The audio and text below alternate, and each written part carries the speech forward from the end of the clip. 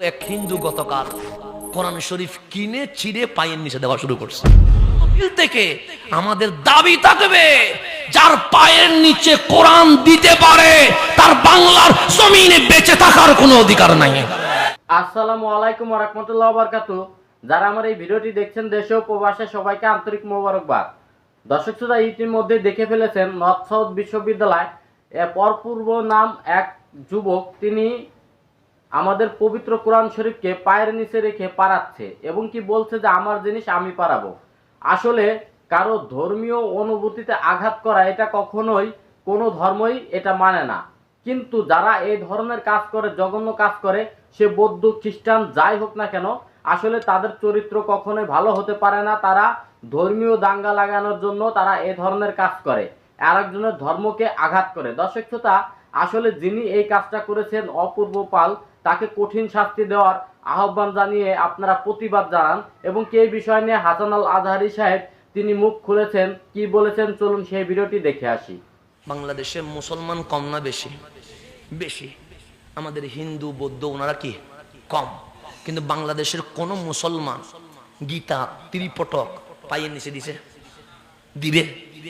কখনো দিবে না। অথচ আমি গীতা মানি না, কিন্তু পায়ের নিচে দিব না। আমি ত্রিপটক মানি না, কিন্তু পায়ের নিচে কেন? আমার ইসলাম বলছে লাকুম দীনুকুম ওয়ালিয়া দিন, যার যার ধর্ম শেষে পালন করবে। এখানে হিংসা উগ্রতা ছড়ানোর কোনো সুযোগ। সে গীতা পড়ে যদি শান্তি পায় সে গীতা পড়ুক, আমার কোনো আপত্তি। সে ত্রিপটক পড়ে শান্তি পাইলে সে ত্রিপটক পড়ুক, আমার কোনো আপত্তি নাই। যে গির্জায় গিয়ে শান্তি পায় সে গির্জায় যাক, আমার কোনো আপত্তি। আমাদের মুসলমানের ছেলেরা গীতাকে কখনো পায়ের নিচে দেবে না, ত্রিপটককে পায়ের নিচে দিবে না, ওল্ড টেস্টিমেন্টকে পায়ের নিচে দিবে না, নিউ টেস্টিমেন্টকে পায়ের নিচে দিবে না। কিন্তু দেখেন, সংখ্যালঘু এক হিন্দু গতকাল কোরআন শরীফ কিনে ছিঁড়ে পায়ের নিচে দেওয়া শুরু করছে। তাদেরকে কি শিখাইছে? উগ্রতা শিখাইছে। তাদের ধর্ম তাদেরকে কি শিখাইছে? উগ্রতা না শিখাইলে কোরআন কি পায়ের নিচে দেওয়ার জিনিস? তোমার ধর্মকে আমি রেসপেক্ট করছি, মানি না। আমার বিশ্বাস একটা, তোমার বিশ্বাস আরেকটা। তোমারটা তুমি পালন করবা, আমারটা আমি পালন করব। তোমার কিতাব আমি পায়ের নিচে যেমন দিব না, কারণ আমার ধর্ম আমাকে উগ্রতা অমানুষত্ব শিখায় নাই। কিন্তু সে দেখবেন কালকে ছেলে, ইউনিভার্সিটি ছেলে, মুরক্ষ করলে মানতাম। রিক্সাওয়ালা করছে বুঝে নাই, ভ্যান গাড়িওয়ালা করছে বুঝে নাই, ট্রাক ড্রাইভার করছে বুঝে নাই, কিন্তু যে করছে সে কিসের ছেলে? ইউনিভার্সিটির ছেলে। পায়ের নিচে কি দিয়েছে? কোরআন দিছে। তাহলে ধর্ম তো উগ্রতা শিখায় না, সে পায়ের নিচে কোরআন দিল কেন? সেজন্য আজকের মাহফিল থেকে আমাদের দাবি থাকবে, যার পায়ের নিচে কোরআন দিতে পারে তার বাংলার জমিনে বেঁচে থাকার কোনো অধিকার নাই। আর বেঁচে থাকার কোনো অধিকার, তাকে জনসম্মুখে এনে তার গর্দান দুই ভাগ করে দেওয়া হোক, এটাই আমাদের দাবি। কারণ যার পায়ের নিচে কোরআন দিতে পারে সে তো অন্তত বাংলাদেশে নিঃশ্বাস নেওয়ার অধিকার রাখতে পারে না। শাহজালালের জমিনে, শাহপরানের জমিনে, 360 বারে আউলিয়ার জমিনে ইসলাম, আমার আল্লাহ, আমার কামলিওয়ালা, আমার কোরআন কিতাবুল্লাহর অবমাননা করলে তাকে মৃত্যুদণ্ড দিতেই হবে, এর বাইরে আর কোনো ফয়সালা হইতে পারে না। এটা আমাদের দাবি। তার এখানে থাকার অধিকার নেই। কথা ঠিক না? আমার ফারুক আমাকে জানাইছে, আমাদের ওমর ইবনুল খাত্তাব আমিরুল মুমিনিন খলিফাতুল মুসলিমিন রাদিয়াল্লাহু তাআলা, উনি আমাদেরকে শিখিয়ে গেছেন হিন্দু বেঁচে থাকার অধিকার আছে, তার ধর্ম সে পালন করবে। খ্রিস্টান বেঁচে থাকার অধিকার আছে, তার ধর্ম সে পালন করবে। ইহুদি বেঁচে থাকার অধিকার আছে, তার ধর্ম সে কি করবে? নাস্তিক ধর্ম মানে না, তারও বেঁচে থাকার অধিকার আছে। কিন্তু কেউ যদি আমার আল্লাহর শানে বিয়াদবি করে, আমার নবীর শানে বিয়াদবি করে, আল কোরআন অবমাননা করে, তার বেঁচে থাকার কোনো অধিকার নাই। তার গর্দান কি করে ফেলতে হবে, এটাই ফয়সালা।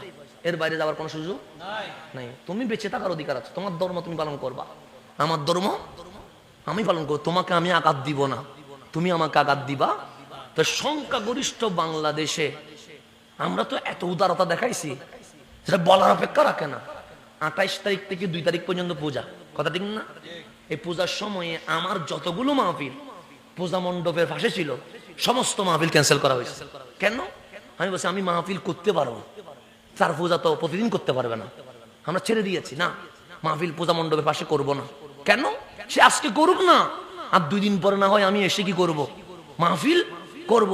এতটুকু উদারতা আমরা শিখেছি আমার কামলিওয়ালা রহমতুল্লিল আলামিন থেকে। আমরা উগ্রতা শিখিনি। আল্লাহর জন্য বুঝার তৌফিক নসিব করে। তো এই যে একজনে কোরআন ফাইয়ের নিচে দিয়া এখন কি ভালোবাসা বাড়াইলো না উগ্রতা বাড়াইলো? উগ্রতা বাড়াইলো। সে এখন ধর্মে ধর্মে কি লাগাই দিছে, হাঙ্গামা লাগাই দিছে, মারামারি লাগাই দিছে। তার কারণে শান্তিময় বাংলাদেশ অশান্ত হওয়ারও তো একটা কি আছে। তাইলে তারে ধরে সর্বপ্রথম রিমান্ডে নিতে হবে। এই কাজ করার পিছনে তাকে ইন্ধন দিছে কে? কেন?